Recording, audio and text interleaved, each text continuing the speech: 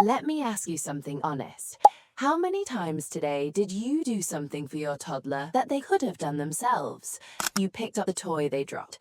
You put on their shoes because you were running late. You handed them their cup before they even asked. You got their snack, opened their container, and set everything up before they sat down. You did it out of love. You did it out of habit. You did it because it was faster and easier and just simpler in the moment. But here is the hard truth that nobody is telling you. Every time you do something for your toddler that they are capable of doing themselves, you are quietly stealing something from them, and you do not even realize you are doing it. Welcome to Parenthood Unlocked. Today, we are having an honest conversation about why doing everything for your toddler is actually holding them back and exactly what to do instead. This one might sting a little, but it will change how you parent starting today. Let us get into it. Before I tell you to stop, let me first say I completely understand why you do it. You do everything for your toddler because you love them and want to make their life easy, because it is genuinely faster to just do it yourself, because watching them struggle feels uncomfortable, because some days you simply do not have the time or energy to wait for them to do it slowly and imperfectly. Every single one of those reasons makes complete sense. You are not a bad parent for doing everything for your toddler. You are a loving parent who has fallen into one of the most common and most invisible parenting habits there is. But here is what the research on child development tells us. Toddlers who have everything done for them consistently develop lower confidence, higher frustration tolerance problems, and greater dependence on others as they grow. Not because they are lazy, but because they never learned that they are capable. And that is the thing you absolutely do not want for your child. Reason 1. You are sending the wrong message. Every time you step in and do something for your toddler before they have had a chance to try, you send them a message. And that message is not the one you intend to send. You intend to send, "I love you and I want to help you." But what their developing brain actually receives is, "You cannot do this yourself, so I will do it for you." Toddlers are extraordinarily sensitive to these messages. They are building their entire understanding of who they are and what they are capable of during these early years. And the people who shape that understanding most powerfully are their parents.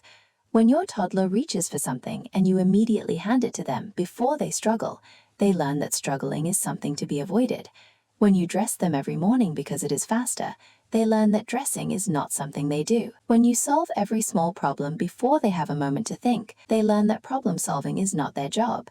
None of this is dramatic or permanent, but it is cumulative, and over months and years it adds up to a child who waits for help instead of attempting things themselves. Mini story.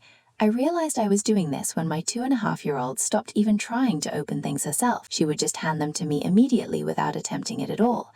I had trained her to do that without realizing it. The moment I started waiting and encouraging her to try first, everything began to shift. Reason 2. Struggle is not the enemy. Here is the mindset shift that changes everything. Most parents step in when that toddler struggles because struggle feels bad. It looks uncomfortable. That toddler gets frustrated. Their face scrunches up. They might start to whine or cry.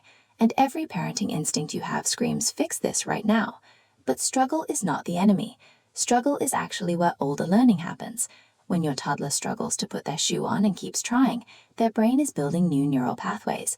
Their fine motor skills are developing. Their frustration tolerance is being stretched. Their problem-solving ability is being exercised. And when they finally get that shoe on, the feeling they experience is not just relief. It is pride. Real, genuine, "I did it" pride. That pride is not available to a toddler who had their shoe put on for them. Child development research is very clear on this point. Children who are allowed to experience manageable struggle develop stronger resilience, better problem-solving skills, and higher self-esteem than children who are rescued from every difficulty. The key word is manageable. You are not throwing your toddler into situations that are too hard for them. You are staying close, offering encouragement, and letting them work through the things that are within that capability. Extra tip. When your toddler is struggling, resist speaking for at least 60 seconds. Give them a full minute of quiet struggle before you offer any help. You will be amazed at how often they figure it out themselves in that 60 seconds. Reason 3. Dependence grows quietly. This is the one that catches most parents completely off guard. Dependence does not happen suddenly. It grows so quietly and so gradually that most parents do not notice it until their toddler is 3 or 4 years old and still cannot do basic things for themselves. And by then, the habit is deeply set on both sides. Your toddler is dependent on you to do things, and you are dependent on the habit of doing things for them. Here's how it happens. One morning you are running late, so you dress your toddler yourself instead of waiting. The next morning you do it again because it was so much faster. Within a week, it's just what happens every morning. Within a month, your toddler stops trying to dress themselves at all because they have learned that you will do it. That's how quietly dependence grows. And it does not just affect dressing. It affects eating, playing, problem-solving, managing emotions, and eventually social situations. The toddler who has everything done for them becomes the child who cannot handle things going wrong, who needs constant adult intervention, and who struggles with the normal challenges of childhood. Mini story. A parent I know realized her 4-year-old could not pour his own drink, put on his own shoes, or get his own snack, despite being completely physically capable of all three. She had simply always done those things, and he had simply always let her. It took 3 weeks of gentle stepping back to undo 2 years of doing everything. What to do instead? So what do you do instead of doing everything? Here is a simple framework that works. First, pause before you step in.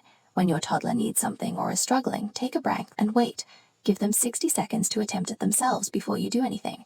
Second, offer words before hands. Instead of physically helping, say things like, "You can try it," "Give it a go," or "I believe you can do this." Words of encouragement cost you nothing and mean everything to a toddler who is deciding whether to try. Third, help only the part they cannot do. If your toddler is trying to open a container and genuinely cannot manage the lid, just loosen it slightly. Do not open it for them. Help the smallest possible piece and let them do the rest.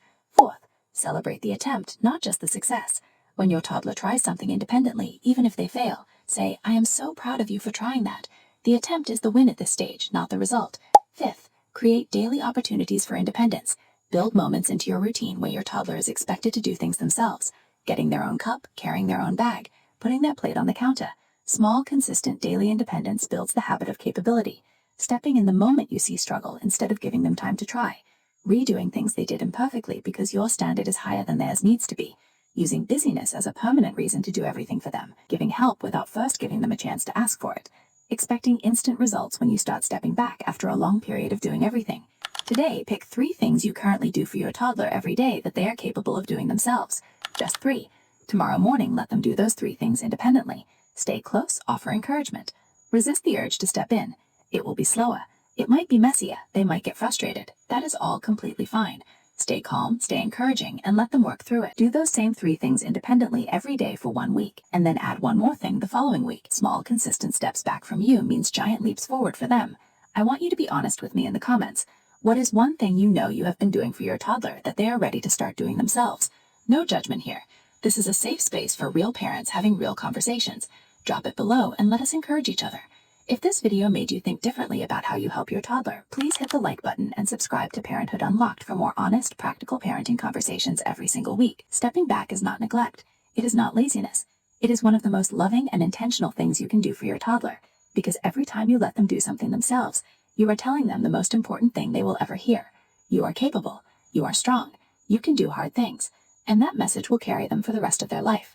I will see you in the next one.